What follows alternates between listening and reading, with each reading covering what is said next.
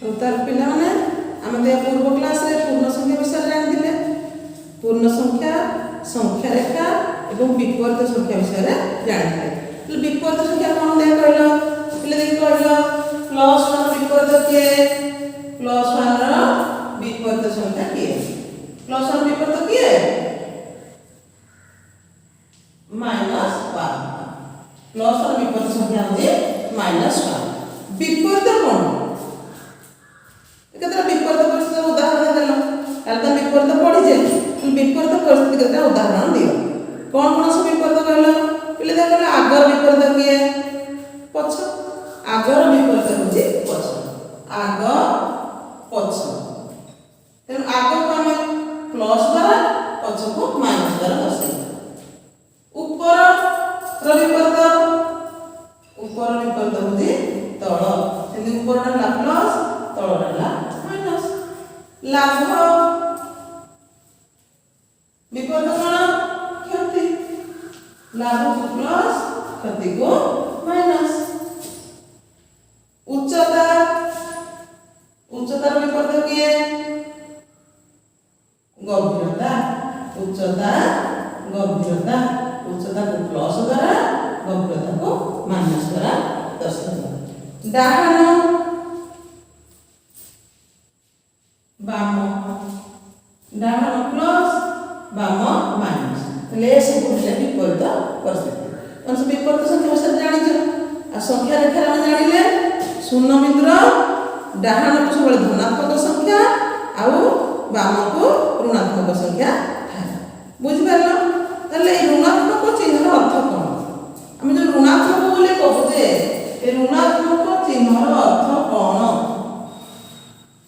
ऋणात्मक कौन ऋणात्मक को चिन्ह दर्शाते कि माइनस एतला हम पूर्ण संख्या जानि नथिले ए ऋणात्मक अर्थ बोलिया कौन जानथिले हमें ए चिन्हर अर्थ हम आगु वियोग बोली जानथिले कौन जानथिले ए चिन्हर अर्थ कौन जानथिले हमें वियोग चिन्ह हम आगु जो पूर्ण संख्या विषय जानि नथिले सेतबेला हम ए चिन्ह को वियोग चिन्ह आकार रे ग्रहण करूथिले पूर्ण संख्या जानिला परे ए चिन्हर अर्थ हम काहे ए चिन्हर अर्थ कौन होला विपरीत परिस्थिति की सूचना कौन को सूचना विपरीत परिस्थिति ए चिन्ह कौन विपरीत परिस्थिति माइनस धनात्मक विपरीत ऋणात्मक लाभ विपरीत क्षति उच्चतार विपरीत गभीरता ए सब विपरीत परिस्थिति सूचना हम ए चिन्ह को ऋणात्मक चिन्ह को व्यवहार करले तले विपरीत संख्या लेखिला हमको निहते ए चिन्ह दर्शाया हो तुम ताले कहले +3 विपरीत किएगी -3 हम -3 का ऋणात्मक चिन्ह देते त विपरीत दर्शाइला से भाबले कहलो -5 ର विपरीत -5 ର विपरीत संख्या केते -5 ର विपरीत संख्या केते हम सब बड़े विपरीत चिन्ह लिखा पहले कोन करे कि माइनस चिन्ह होजे तेनो -5 पूर्व मतलब माइनस चिन्ह दबा माइनस या अर्थ होची +5 दीटा माइनस एक रह गला से प्लस हे गला तेनो -5 विपरीत संख्या के होला +5 से भली पिले कहला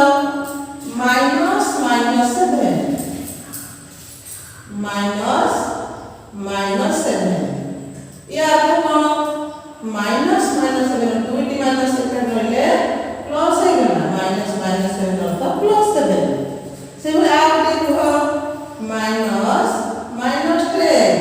केते हबो -10 +10 बुझिला तो ले ऋणात्मक चिन्ह अर्थ कोन जानि पालो आगु हम ए चिन्ह को वियोग चिन्ह बोली ग्रहण करथले किंतु पूर्ण संख्या जानला परे से चिन्ह को हमें ऋणात्मक आकार रे ग्रहण करला व्यवहार करले एबे हम जानिबा पूर्ण संख्या मध्यरे बड़ के सान की पूर्ण संख्या मध्यरे बड़ के आउ सान की हम तो से एई भले जानते केवल संख्या बा गण संख्या भीतर बड़ सान जानि परिबा ना नाही मन कर मन जो संख्या कहली कोटे कहली 10 कोटे कहली 15 ए भीतर के बड़ के सान जानि पिला 10 आ 15 भीतर पचाले तो निहाती कहबो 15 होची बड़ संख्या ना नाही एकदम संख्या रेखा माध्यम रे सहज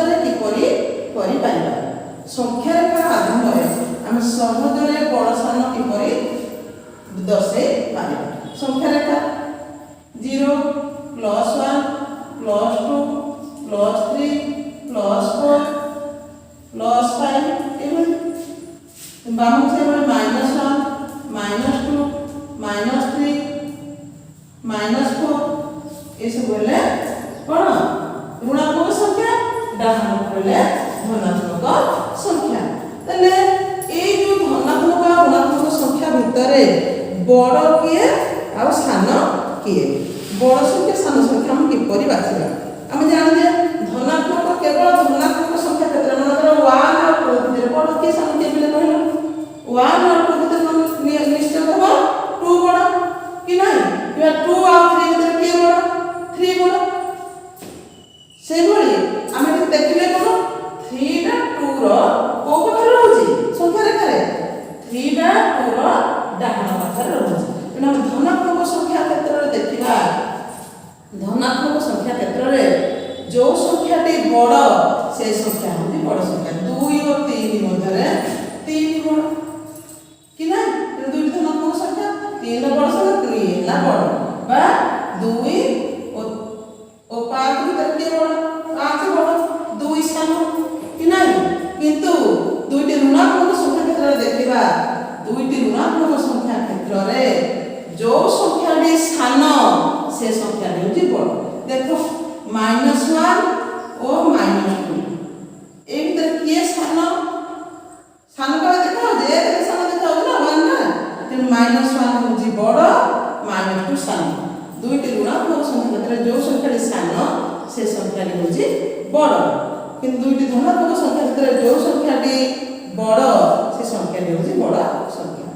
ଆଉ ଦେଖିବା ଏ ସଂଖ୍ୟା ରେଖାରେ ଡାହାଣ ପାଖରେ ଥିବା ସଂଖ୍ୟା ଗୁଡ଼ିକ ସବୁବେଳେ ବାମ ପାଖରେ ଥିବା ସଂଖ୍ୟା ଠାରୁ ବଡ଼, ଡାହାଣ ପାଖରେ ଥିବା ସଂଖ୍ୟା ଗୁଡ଼ିକ ବାମ ପାଖରେ ଥିବା ସଂଖ୍ୟା ଠାରୁ ବଡ଼। ଦେଖ ଏବେ ମନେକର ଗୋଟେ ଲେଖିବା -1 ଆଉ ଗୋଟେ ଲେଖିବା +3, କିଏ ବଡ଼? ଦେଖ ଏବେ ଡାହାଣ ପାଖରେ କିଏ ରହୁଛି? +3, ବାମ ପାଖରେ କିଏ ରହୁଛି? -1, ତେଣୁ +3 ଟା ସବୁବେଳେ -1 ଠାରୁ ବଡ଼। ବୁଝିହେଲା? ଗୋଟିଏ ଋଣାତ୍ମକ ସଂଖ୍ୟା ଆଉ ଗୋଟେ ଧନାତ୍ମକ ସଂଖ୍ୟା କ୍ଷେତ୍ରରେ ଡାହାଣ ପାଖ ସଂଖ୍ୟା ଗୁଡ଼ିକ ବାମ ପାଖ ସଂଖ୍ୟା ଅପେକ୍ଷା ବଡ଼, ଆଉ ବାମ ପଟ ସଂଖ୍ୟା ଗୁଡ଼ିକ ଡାହାଣ ପକ୍ଷ ସଂଖ୍ୟା ଠାରୁ ସାନ। ଏବେ ଦେଖିବା 0 ଆଉ -1 ଭିତରେ କିଏ ବଡ଼ କିଏ ସାନ? 0 ଆଉ -1 ଭିତରେ ଏଇଠି ମନେ ରଖ, ପ୍ରତ୍ୟେକ ଋଣାତ୍ମକ ସଂଖ୍ୟା ଠାରୁ 0 ହେଉଛି ବଡ଼, କାହିଁକି ନା 0 ଟା ଋଣାତ୍ମକ ସଂଖ୍ୟା ଗୁଡ଼ିକର ଡାହାଣ ପାଖରେ ରହୁଛି। ତେଣୁ 0 ପ୍ରତ୍ୟେକ ଋଣାତ୍ମକ ସଂଖ୍ୟା ଠାରୁ କ'ଣ ବଡ଼? 0 ବଡ଼, -1 ସାନ। ବୁଝିଲା? ଆମେ ବଡ଼ ସାନ ଚିହ୍ନ ବ୍ୟବହାର କରି ଜାଣିଛେ ନା, ବଡ଼ ସାନ ଚିହ୍ନ ଏସବୁ ଚିହ୍ନ ଜାଣିଛେ। ଚିହ୍ନ ବ୍ୟବହାର କେମିତି କରିବା? ବଡ଼ ସାନ ସମାନ। ଆମେ ପ୍ରଥମେ ଏ ଚିହ୍ନ ବ୍ୟବହାର କଲାବେଳେ ଏଠି ମନେକର 0 ଆଉ -1 ଭିତରେ ଚିହ୍ନ କେମିତି ବ୍ୟବହାର କରେ? ଏଠି କୋଉ ଚିହ୍ନ ଦେବା? 0 ଆଉ -1 ଏଇ ତିନୋଟି ଚିହ୍ନ ଭିତରୁ କୋଉ ଚିହ୍ନଟି ଦେବା? ପ୍ରଥମେ ଆମେ ଦେଖିବା ବଡ଼ ସଂଖ୍ୟା କିଏ ବାଛିବା। ବଡ଼ ସଂଖ୍ୟା କିଏ ବାଛିବା? ବଡ଼ ସଂଖ୍ୟା ବାଛିଲା ପରେ ଚିହ୍ନ ବ୍ୟବହାର, ଯୋଉ ସଂଖ୍ୟାଟି ବଡ଼ ଥିବ ତାରେ ଚିହ୍ନ ଦେବା। ବଡ଼ ସଂଖ୍ୟା ଯୁଆଡ଼େ ପାଟି ଆଁ କରିଦେବ ସିଆଡ଼େ। ବୁଝିଲା ନା? ପାଟି ଆଁ କରିଦେଲେ ଦେଖିଲେ ଚିହ୍ନଟି। ତେଣୁ ବଡ଼ ସଂଖ୍ୟା ପ୍ରଥମେ ବଡ଼ ସଂଖ୍ୟା ଭିତରୁ ବଡ଼ ସାନ ବାଛି ସାରିବା, ବାଛି ସାରିଲା ପରେ ଚିହ୍ନର ବ୍ୟବହାର କରିବା।